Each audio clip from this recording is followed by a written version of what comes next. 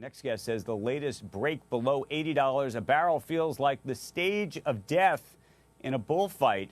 Here to explain, Rebecca Babin. She's the senior energy trader at CIBC Private Wealth. That's something. Why do you say that?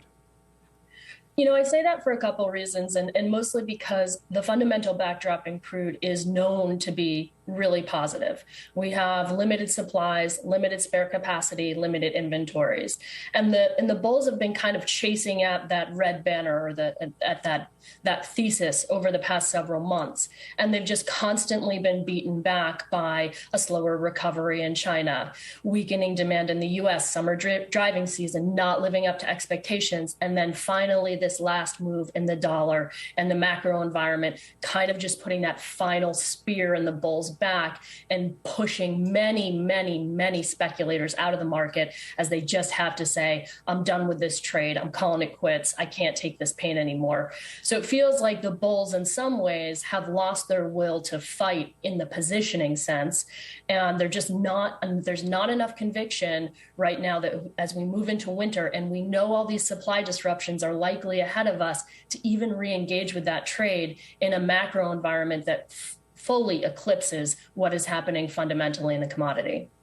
All right, let me tell you about CBC has this Delivering Alpha survey, and we have Delivering Alpha tomorrow. I want to tell you about it because we asked participants where oil will finish in 2022. 23% say that the price would be under $80. 74% say between $80 and $100. Only 3% say between $100 and $120.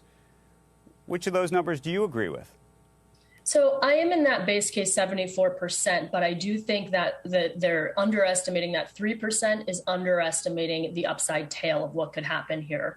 And that mostly comes from geopolitical events as we head into December and sanctions are imposed on Russia. And as the U.S. tries to impose a price cap, right? These have a lot of potential to go very wrong. Russia has displayed a likeness to use energy as a weapon, and they're doing it with natural gas. If we push too hard here, there is a chance that Russia retaliates, and we see a lot more than what the market is expecting come off the market. So I think that chance of going above 100 is closer to like 15%.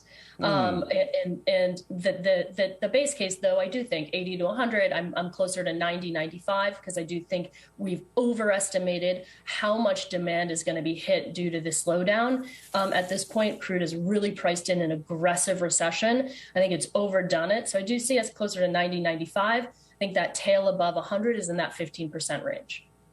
But by the way, just to put a fine point on it, because we do have this headline about Hurricane Ian, how do you factor that into this equation?